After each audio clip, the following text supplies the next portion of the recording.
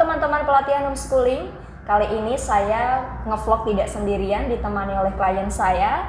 Pagi tadi kita habis konsultasi dan saya ajak untuk ke lantai 2, kita ngobrol-ngobrol santai. Dan saya sudah dapat persetujuan beliau untuk masalahnya kita blow up dan kita tampilkan di channel YouTube pelatihan homeschooling sebagai bentuk pembelajaran bagi teman-teman. Dan kebetulan klien saya ini penyuka sesama jenis dan Miss Ayu, apa kaitannya penyuka sesama jenis sama pelatihan homeschooling? Jadi beliau minta tolong kepada saya untuk diterapi, untuk menghilangkan dendam di hatinya ini kepada bapaknya. Jadi ada problem dengan orang tuanya, khususnya bapaknya, sampai akhirnya itu membuat dia menjadi seorang penyuka sesama jenis. Begitu. Jadi kita tahu prinsip homeschooling itu 80% parenting dan 20% materi akademis. Jadi saya merasa sangat perlu untuk menampilkan ini kepada teman-teman, karena sebelumnya saya sudah pernah sempat bikin video yang 5 wasiat parenting itu ya, di mana salah satunya saya menjelaskan bahwa orang tua itu tidak boleh curhat masalah rumah tangga, konflik rumah tangga, apalagi ketika dia dizolimi, disakiti oleh pasangannya, dicurhatkan kepada anaknya yang masih usia dini atau masih usia anak-anak, usia remaja, kecuali nanti anaknya sudah dewasa, sudah bisa berpikir, sudah bisa menyaring informasi dengan baik, baru boleh dicurhati. Tapi di bawah usia itu sebaiknya tidak, karena bisa menimbulkan hal-hal yang tidak kita inginkan, salah satunya seperti ini gitu. Kita panggil saja Ibu Mawar ya, kita pakai nama samaran gitu, karena data diri dan masalah detailnya nanti tidak akan kita share di sini. Ibu Mawar ini usianya baru 26 tahun, kita seperti sepantaran ya, sebaya ya. Iya. Oke, bisa diceritakan sedikit kesehariannya seperti apa, kemudian apa ya, background orang tuanya? Iya, baik Miss Ayu. Jadi jika dilihat sebenarnya memang background keluarga saya itu orang yang bisa dikatakan berpendidikan, karena ayah saya itu kuliah sampai S2, untuk ibu saya S1 sarjana, dan saya punya 2 saudara. Jadi untuk saudara saya yang pertama sekarang kerja di salah satu bank swasta di di Jakarta, dan saya juga bekerja di salah satu saya kerja di kantor pemerintahan. Nah, memang pada awalnya waktu saya dan kakak saya tuh masih bisa dikatakan masih anak-anak ya. Dimana dari itu kedua orang tua saya tuh selalu berantem. Dimana ibu saya itu memang orangnya sedikit temperamen ya. Jadi kalau ibu saya itu marah, itu selalu kurang bisa mengontrol emosinya. Jadi selalu teriak-teriak, banting-banting barang seperti itu. Nah, mungkin itu salah satu penyebab kenapa ayah saya jadi selingkuh. Gitu. Jadi ayah saya itu mungkin merasa tidak kuat lagi atau bagaimana, saya juga nggak tahu. Hingga akhirnya ayah saya ketahuan selingkuh itu saya di usia kurang lebih 15 tahun saat itu. Dimana saat itu masih sangat labil ya Miss Ayu ya.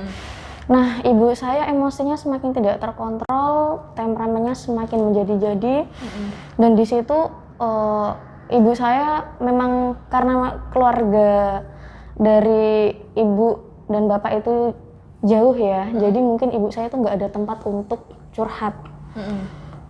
Nah, curhatnya ibu saya itu kepada saya atau ke kakak saya, seperti itu. Tapi memang kakak saya orangnya sedikit cuek, jadi mungkin ibu saya lebih nyamannya curhatnya dengan saya di usia saya yang dikatakan masih remaja, masih labil itu, Miss Ayu. Nah, di situ ibu saya selalu marah-marah, selalu nangis, selalu menghujat ayah saya dan lain sebagainya. Secara tidak langsung itu tertanam di memori saya bahwasanya semua laki-laki seperti itu. Di situ saya mulai kurang nyaman dengan laki-laki, bahkan dengan ayah saya sendiri. Saya tuh ketika ayah saya pulang ya ayah itu kalau sama anaknya tetap baik, Tetap baik. tetap baik, tetap perhatian, menyayangi anak-anaknya. Tapi mungkin karena curhatan dari ibu saya yang seperti itu, dari situ saya mulai enggan dengan ayah saya. Saya mulai Membentuk rasa benci gitu. iya, secara tidak langsung rasa benci itu terbentuk. Dan di situ setelah saya beranjak dewasa, saya kuliah ya. Sebenarnya waktu SMA saya pernah merasa tertarik dengan lawan jenis. Nah, karena mungkin sudah terbentuk kebencian kepada laki-laki itu ya, Miss Ayu ya. Jadi saya tuh kayak insecure dengan diriku sendiri. Jadi apakah orang ini benar-benar baik? Apakah orang ini benar-benar setia? Apakah orang ini sama seperti ayah saya atau bagaimana? Pokoknya saya tuh selalu mikir hal tersebut dan saya selalu berpikiran negatif tentang laki-laki. Hingga akhirnya saya kuliah. Waktu saya kuliah kan saya di luar kota.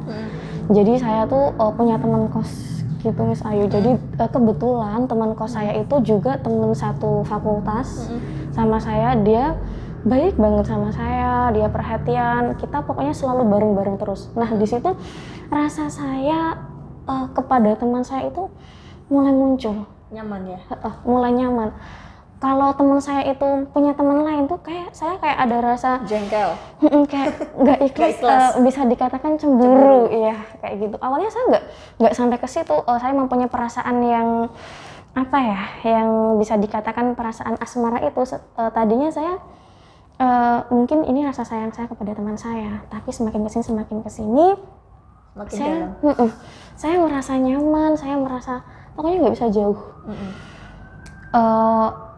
Waktu itu semenjak kejadian itu saya sama teman saya dan kita mulai menjalin kasih. Jadi sebelumnya memang itu sebenarnya saya tahu itu hal yang tidak dibenarkan, tapi saya nggak bisa membohongi diri saya sendiri. Mungkin rasa trauma saya kepada laki-laki yang membuat saya lebih nyaman kepada perempuan. Oke. Berarti Anda sadar bahwa itu bukan hal yang tepat begitu ya, tapi ada keinginan untuk berubah, pengen lihat orang, lihat orang berpacaran, laki-laki dan perempuan itu ada keinginan seperti itu, nggak balik normal seperti itu lagi. Untuk itu, untuk keinginan menjalin kasih dengan lawan jenis, sebenarnya saya pribadi sampai saat ini belum ada. Tapi untuk memperbaiki diri menjadi lebih baik atau normal pada umumnya, ini saya berusaha. Maka dari itu salah satu usaha saya menemui Miss Ayu. Saya ingin cerita semuanya kepada Miss Ayu tentang semua permasalahan saya. Jujur saya sebenarnya nggak mau seperti ini. Saya nggak mau kalau ada orang yang tahu pasti dihujat atau apalah istilahnya itu tetap. Nah, orang tua Anda sendiri tahu nggak dengan keadaan Anda yang seperti ini? Yang mana Anda merasa bahwa saya jadi seperti ini nih ya gara-gara bapak sama ibu, gara-gara papa sama mama gitu. Masalah tahu dan enggaknya saya kurang paham juga ya, karena tapi pernah suatu ketika waktu liburan semester saat saya masih kuliah ya, itu kan teman saya sering saya ajak pulang ke rumah. Mungkin dari situ kita sering bareng, makan bareng, pokoknya kita ngapa-ngapain bareng. Dari situ ibu saya itu mulai mungkin ada rasa curiga, kenapa anak ini selalu bareng terus. Awalnya sih biasa-biasa aja, mungkin karena kemesraan kita yang tanpa kita sadari saat itu ada ibu saya, momen saat itu kejadiannya seperti ini, yang itu menurut saya membuat ibu saya curiga. Jadi ketika kita makan malam bareng-bareng sama ibu sama temen saya itu, nah di situ teman saya seperti mengambilkan makan untuk saya, terus mengambilkan minum, bahkan saat saya tersedak pun kayak yang peduli banget, yang namanya pasangan seperti apa sih Miss Ayu pasti paham. Seperti itu. Nah dari situ mama saya, ibu saya kayak kok gini ya, mungkin ada pikiran yang aneh-aneh itu. Jadi dari situ ibu saya mulai seperti sering nasihatin saya jangan terlalu dekat-dekat dengan si A. Nah ketika ibu saya mengatakan hal tersebut, menasihati saya, saya nggak nurut, padahal saya itu terkenal anak yang penurut. Nah tapi justru saya malah marah. Ya, karena saya jadi seperti ini gara-gara ibu juga gitu. Ada perasaan gitu ya? Atau gimana? Sebenarnya kalau perasaan seperti itu sebenarnya ada, cuman saya nggak tega aja kalau saya mengatakan ini semua salahnya. Seperti itu. Jadi saya lebih ke introspeksi diri aja. Walaupun pada dasarnya memang bisa jadi kan kisah-kisah yang lalu itu yang membentuk saya jadi seperti ini. Iya, betul sekali. Jadi saya juga salut sama Ibu Mawar yang mau datang ke sini untuk cari alternatif penyembuhan diri. Tadi kan katanya ingin jadi lebih baik gitu, meskipun tidak tahu nanti hasilnya apakah benar-benar bisa lurus lagi atau gimana gitu ya. Tapi yang saya salut adalah kadang ada anak yang dia tuh punya masalah, sudah ada masalah, seringkali dia menyalahkan orang tuanya, padahal kadang orang tua kita sendiri juga jadi seperti itu tuh karena memang ya sudah kepribadiannya seperti itu, informasi, pemahaman yang dia dapatkan tentang parenting dan lain sebagainya, tentang cara mendidik anak ya memang sudah seperti itu. Jadi ya mau gimana lagi, kita juga sebagai anak tidak bisa milih saya mau lahir dari orang tua yang perfect ilmu parentingnya gitu. Jadi ya yang tugas manusia di sini ya memang berikhtiar untuk terus memperbaiki dirinya, bukan terus blame others gitu ya, menyalahkan orang lain meskipun itu orang tua kita sendiri gitu ya. Jadi saya sangat salut kepada Ibu Mawar karena dia tahu bahwa dia terbentuk menjadi seperti ini, tapi kemudian dia meskipun ada rasa dendam, rasa benci sama bapak sama ibunya, tapi bukan berarti orang tua yang harus bertanggung jawab, karena ini hidup saya, maka saya yang harus bergerak untuk memperbaiki diri gitu ya. Iya, Oke. Ada pesan nggak buat orang tua di luar sana kira-kira supaya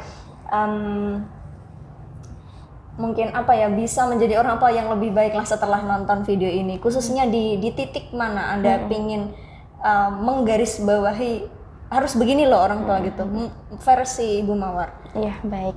Berdasar apa yang Ibu alami. Baik. Jadi pesan buat orang tua, jadi jika ada masalah apapun mengenai permasalahan rumah tangga, diusahakan anak-anak jangan terlibat dalam permasalahan itu. Tetap tunjukkan yang terbaik, tetap tunjukkan keharmonisan rumah tangga kalian kepada anak-anak. Jika sudah terjadi seperti ini, seperti kisah saya, Anda sendiri yang nantinya akan rugi, Anda sendiri yang nantinya akan menyesal. Supaya Anda tidak menyesal di hari tua. Karena apa? Karena apa yang Anda tanam itu yang akan Anda tuai. Terima kasih. Oke, luar biasa sekali. Terima kasih Ibu Mawar sudah mau menyempatkan waktunya untuk ngobrol sebentar dengan saya di sini. Semoga apa yang kita bagikan di sini bisa bermanfaat bagi teman-teman pelatihan homeschooling semuanya. Dan satu catatan dari saya, background pendidikan dari keluarga Ibu Mawar tadi juga cukup bagus ya. Bapaknya S2, ibunya juga bukan orang yang putus sekolah tapi sampai S1. Dan ternyata pendidikan yang tinggi itu bukan jaminan bahwa Anda bisa menjadi orang tua yang baik gitu ya bagi anak-anak Anda. Yang paling penting adalah Anda sebagai orang tua, apapun background pendidikan Anda tetap mau untuk terus memperbaiki diri, untuk upgrade skill, pemahaman Anda, pengetahuan Anda tentang bagaimana cara mendidik anak yang tepat. Jadi jangan berhenti untuk belajar dan tetap patuhi protokol kesehatan. Saya nggak pakai masker. Tadi udah repeat ya? Alhamdulillah sudah, dan hasilnya negatif. Oke, baik kalau begitu. Terima kasih.